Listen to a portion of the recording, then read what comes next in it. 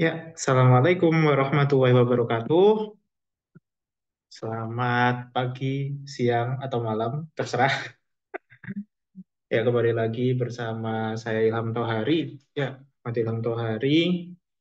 Seperti biasa, videonya diawali dari pertanyaan orang-orang yang banyak. Sebenarnya, jadi kita akan membahas mengenai pembuatan keywords. Keywords pada systematic review atau literatur review. Nah, sebenarnya pembuatan keywords ini bukanlah suatu tahapan yang pertama. Nah, tahapan yang pertama mulai dari topiknya apa, judulnya mau bagaimana, sampai dengan penentuan keywords itu prosesnya panjang. Tapi kalau misalkan mau dipersingkat nih ya, mau dipersingkat misalkan teman-teman sudah punya tema, harus sudah punya judul. Nah, sekarang kita akan breakdown kira-kira untuk membentuk keywords yang bagus. Nah, itu nantinya akan kita tentukan kayak PICOS-nya apa. PICOS itu apa? Nah, nanti kita akan bahas. Tapi yang pertama, coba silahkan diambil kertasnya masing-masing atau bisa dicatat-catat juga terserah. Nah, yang pertama adalah write your research question. Pertanyaan penelitiannya itu apa? Apakah ada hubungan antara, misalkan antara apa ya? Misalkan antara konsentrasi logam berat jenis tertentu terhadap tumbuh kembang atau terhadap gejala neurologis. Nah, pertanyaan-pertanyaan risetnya ya ini biasanya yang orang-orang medis ya kalau kayak gitu, orang medis atau orang ilmu lingkungan. Nah, bisa nanti teman-teman aplikasikan ke topiknya masing-masing. Misalkan apa hubungan antara empowerment individu dengan ketahanan bekerja atau yang lain sebagainya. Nah, research question ini bisa broad banget, bisa luas banget tergantung dari tema teman-teman sendiri. Nah, setelah itu, ini yang nggak kalah penting ya. Jadi sebelum jadi keywords, kita harus mengidentifikasi dulu PICOS-nya apa. Nah, PICOS itu P, P-nya population, I-nya intervention, apa? C-nya ya. C-nya itu comparison, O-nya itu outcome. Oke, sekarang kita coba lihat di sini.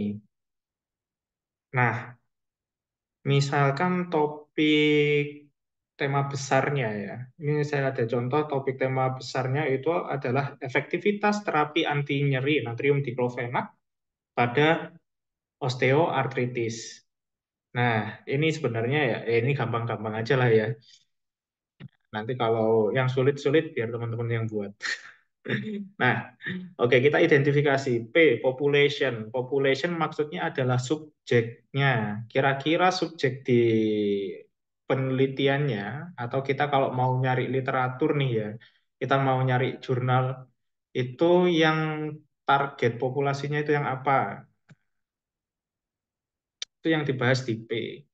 Nah, di konteks yang ini, nah, karena efektivitas terapi anti nyeri terhadap yang osteoartritis, berarti P atau populationnya apa? Pasien dewasa dengan osteoartritis. Nah, kalau misalkan pada penyakit yang di anak, ya berarti pasien anak dengan penyakit apa gitu. Nah, terus habis itu kita akan bahas yang kedua.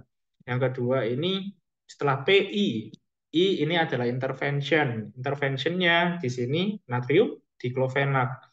Oke, interventionnya ini bisa macam-macam. Kalau teman-teman ada yang pakai, mungkin cari literatur, oh gimana sih efektivitas terapi mesenchymal stem cells terhadap kanker misalkan. Berarti intervensinya apa? Mesenchymal stem cells.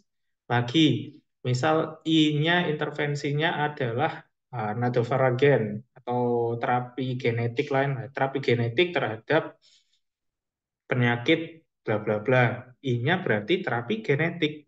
Nah, dalam beberapa kasus ini tergantung dari judulnya ya, karena judulnya ini mengarah pada sisref yang intervention atau intervensi. Nah, jadi I-nya adalah intervention. Tapi beda kalau misalkan Judulnya atau research topiknya ini mengarah pada exposure atau biasanya efek paparan. Maka I-nya, I di sini bisa diganti E, teman-teman. E-nya ini adalah exposure. Contohnya gimana? Contohnya misalkan efek paparan merkuri terhadap tumbuh kembang. Nah, berarti E-nya adalah apa? Merkuri. Misalkan efek paparan pestisida terhadap kesehatan. Berarti E-nya, exposure-nya apa? Pestisida. Nah, oke, lanjut. Setelah P, I, terus sekarang C. Nah, C ini adalah comparison. Comparison atau pembanding. Nah, kalau kita melakukan sysref meta-analisis ya utamanya ya. Nah, meta-analisis ini biasanya harus ada dua kelompok nih yang dibandingkan. Nah, yang dibandingkan apa? Kelompok intervensi dengan kelompok kontrol. Kelompok kontrol itu apa? Kelompok kontrol adalah kelompok pembandingnya. Nah, kelompok yang dibandingkan kalau di dalam kasus ini kontrolnya adalah placebo, misalkan yang dipilih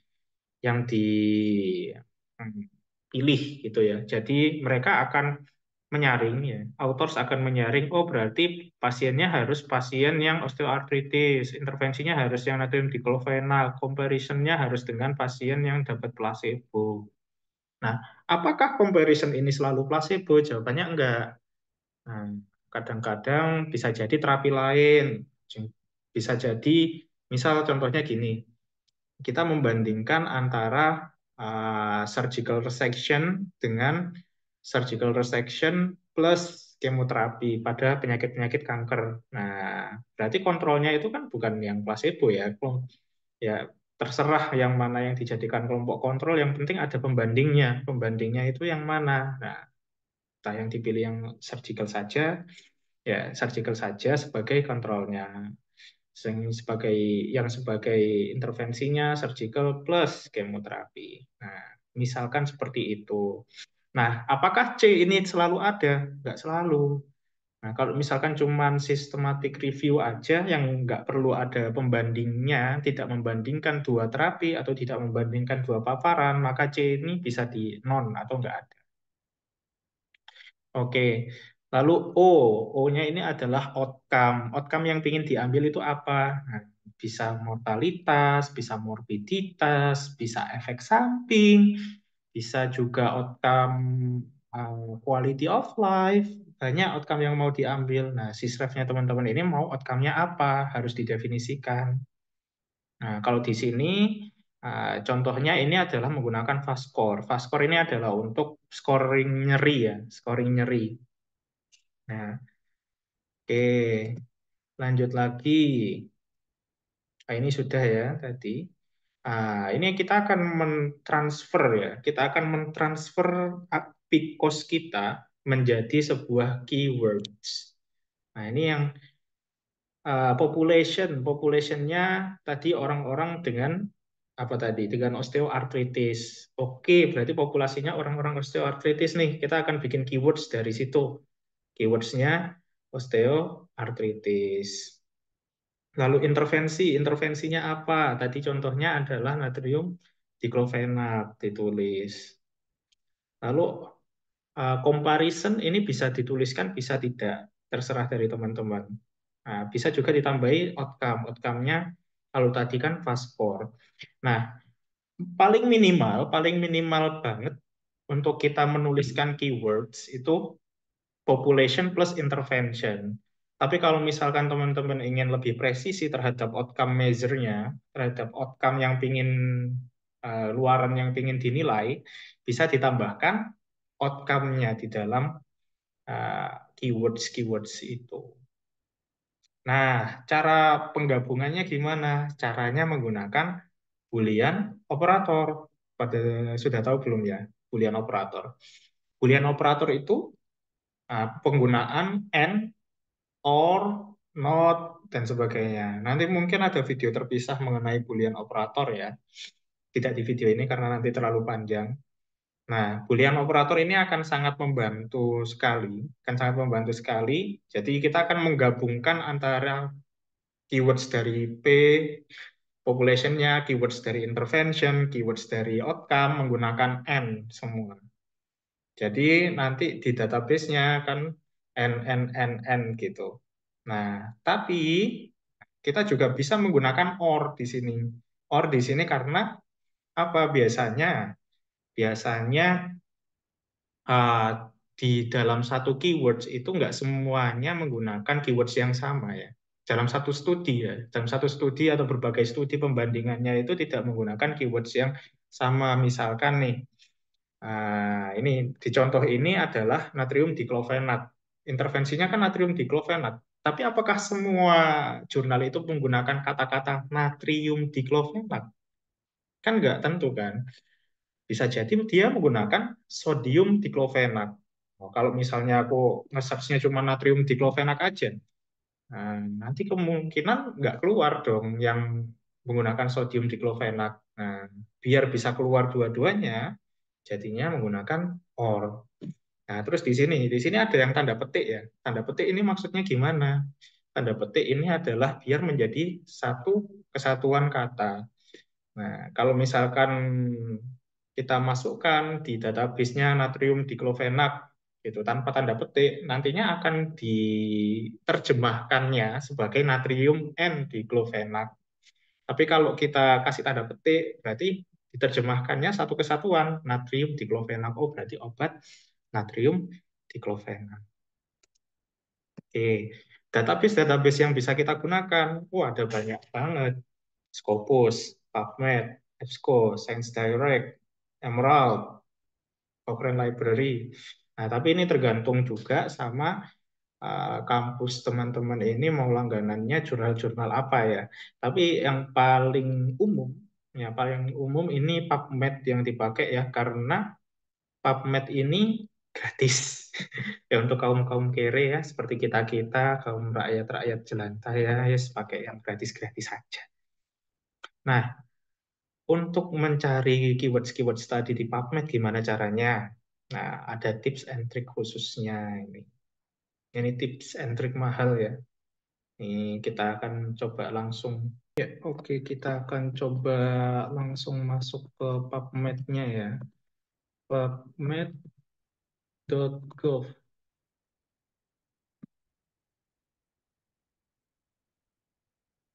Nah, ini kita sudah masuk di laman PubMed-nya ya. Kalau aku biasanya akan langsung dibagi dua. Nah, satunya di advanced search. Nah, tidak semua database itu punya advanced search, jadi hanya database-database tertentu saja. Ini kalau pakai PubMed enaknya pakai advanced search-nya ya, jadi nanti pencarian literaturnya itu bisa lebih bagus. Oke, selanjutnya kita akan lihat di sini. Nah, di sini kita akan menggunakan mesh. Mesh heading. Heading. Nah, mesh itu apa? Mesh adalah medical subject heading. Nah, medical subject heading. Jadi istilahnya adalah ini adalah kumpulan terms ya, kumpulan terminologi, kumpulan keywords yang dipakai di suatu jurnal tertentu. Bukan suatu jurnal sih, di kelompok jurnal tertentu gitu. Misalnya nanti kita akan sambil jalan aja ya. Nah, kita akan coba temukan di sini tadi uh, PI ya, P-nya population-nya adalah orang-orang dengan osteoartritis. Kita coba cari di sini osteoartritis di MeSH. Oke, di medical subject heading ini sekarang kita lihat. Nah, osteoartritis ini akan banyak sekali di sini terminologinya. Sekarang kita harus cek dulu. Benar nggak sih? Benar nggak sih ini deskripsinya sesuai dengan apa yang kita inginkan?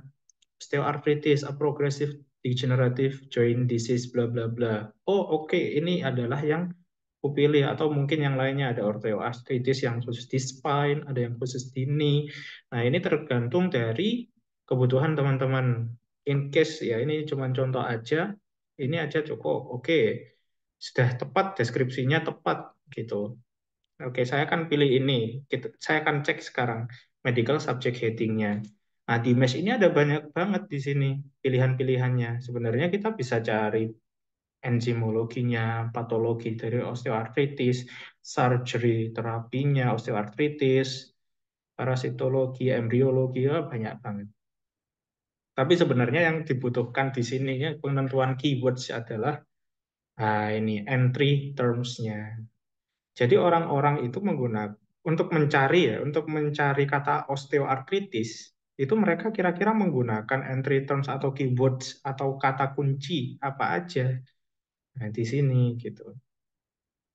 Nah, terus yang di bawah ini maksudnya gimana? Nah, Masa kalau yang di bawah ini maksudnya adalah berarti osteoartritis ini yang di mesh heading ini dia akan membawahi atau yang sudah termasuk di bawahnya adalah osteoartritis yang di hip, knee, dan spine. Oke lah. Nah, sekarang kita masukkan di keywords-nya. Kita mulai dari P-nya dulu. Oke. Nah, di sini untuk entry terms-nya kalau di dalam box ya. Nah, ini ada banyak sekali di sini. Hmm. Oke, voting meeting control. Ah, oke di sini kita bisa coba untuk yang pertama ya. Yang pertama title and abstract dulu. Kita cari ya. Ini mencari, mencari di mana di title dan abstract. Kadang ada yang pakai text word juga TW untuk biar lebih banyak. Cuman text word itu tidak spesifik gitu loh. Kadang-kadang yang di reference ya, reference kan jarang kita pakai ya, reference-nya jurnal itu kadang akan keluar artikelnya, which is kita nggak terlalu perlu-perlu amat, malah nambah kerjaan kita buat meriksa itu. Jadi yang dipakai di sini title and abstract-nya yang menggunakan kata osteoarthritis. Oke, add dulu. Nah, sudah ada di query box. Sekarang lagi, masukkan lagi tapi diganti. Tadi sudah ada mesh terms-nya kan ya, jadi versi mesh-nya. Di-add lagi. Add-nya tapi jangan pakai N, pakai O. Nah, masuk di sini. Oke, terus setelah itu kita lanjut lagi. Ini masih satu terminologi ya, satu terminologi, jadi kita pakainya or terus. Nah, ganti title abstract lagi. Nah, kita lihat di sini, kira-kira entry terms-nya apa aja sih dari orang-orang ini? Oh, ternyata ada yang masukkan menggunakan osteoartrosis. Nah, kita copy, paste. Osteoartrosis masuk dengan or lagi. Misalkan di sini ada degenerative arthritis. Nah, ini sebenarnya kalau teman-teman ingin kopaskan semua itu juga nggak apa-apa di sini, dikopaskan aja. Nah, tapi karena ini contoh ya, jadi saya nggak akan gunakan semuanya ya.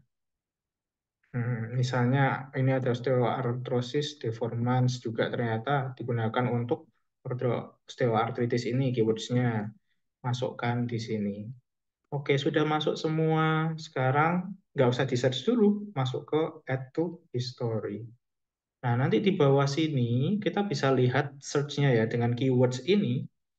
Results-nya kira-kira berapa? Wah, ada 117.000. Banyak banget. Itu baru keywords pertama ya. Sekarang kita coba keywords yang keduanya. Keywords keduanya tadi apa? Natrium, diclofenac.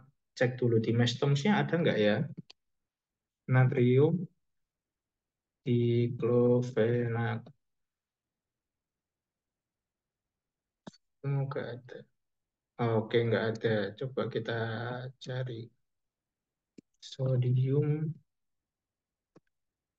di Diclofenac. Oh, ternyata adanya sodium diclofenac, bukan natrium diclofenac ya. Nah, diclofenac, non-steroidal anti-inflammatory drugs. Ya, ini yang kita perlukan. Nah, berarti mesh terms-nya di sini bukan sodium diclofenac, tapi diclofenac aja. Nah, ini buat ngecek juga. Oh, ternyata entry terms-nya kalau di mesh itu diclofenac. Kita lihat di sini. Nah, cek-cek dulu. Nah, ada yang pakai sodium diclofenac, ada yang pakai diclofenac aja, ada yang pakai diclofenac sodium dibalik, which is kalau misalnya kita kita salah naruh itu kadang juga nggak keluar. Nah, coba kita tuliskan di sini. Oke, pertama mesh. terms. Mesh-nya pakai diclofenac, add dulu. Terus setelah itu diclofenac lagi, masukkan apa? Masukkan ke title and abstract. Diclofenac or masukkan. Kita cari lagi kira-kira keywords-nya apa ya? Diclofenac sodium. Oke, masukkan diclofenac sodium. Masukkan or. Masukkan lagi kira-kira apa? Ah, oh ya, ini maaf ya, ini untuk diclofenac sodium ya, karena ini panjang. Saya hapus dulu. Karena ini panjang, jadi kita akan pakai petik di sini. Petik, petik. Nah, ini karena ada jaraknya ya, biar jadi satu diclofenac sodium. Itu. Oh. Nah, oke. Lanjut lagi. Sekarang masuk ke, ya ini misalnya ada diclofenac potasium. Oke, diclofenac potasium. Masukkan add with or. Oke, add to history. Oh, ini ada yang salah berarti. Kita coba ulang lagi ya. Kita coba ulang lagi. Diclofenac. Nah, kayaknya karena tadi ada yang kehapus kali ya. Nah, nggak apa-apa. Diclofenac. Terus diclofenac lagi. Tapi pakai title and abstract. Or. Oke. Terus masukkan lagi diclofenac sodium. Diclofenac sodium pakai petik. Nah, masukkan O lagi diclofenac potasium. Ini biar pencariannya lebih broad ya. Ini contoh aja, cuman segini aja ya. Add to history. Nah, ini I-nya, ya, I-nya dari terminologinya ini, keywords-nya ketemu 15.000 sekian. Oke, sekarang P dan I-nya udah. Kira-kira apa ya? C-nya kontrol, kontrol nggak saya masukkan di sini. Kita langsung ke outcome. Outcome-nya tadi mintanya apa? Outcome-nya mintanya fast score ya. Atau score visual analog scale. Nah, buat nyeri. Coba fast, ini fast banyak sih. Fast score.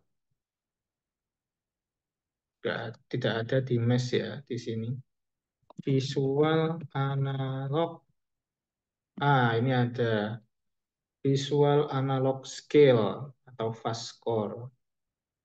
Subjective psychometric response to measure distinct behavioral phenomena based on numerical gradients. Oke, ini fast visual analog scale berarti ada di mesh ya. Kita akan masukkan mesh-nya. Mesh terms. Oke, masukkan visual analog scale di mesh. Add. Oke, sekarang title and abstract lagi. Visual analog scale. Jangan lupa dikasih petik. Oke, or lagi.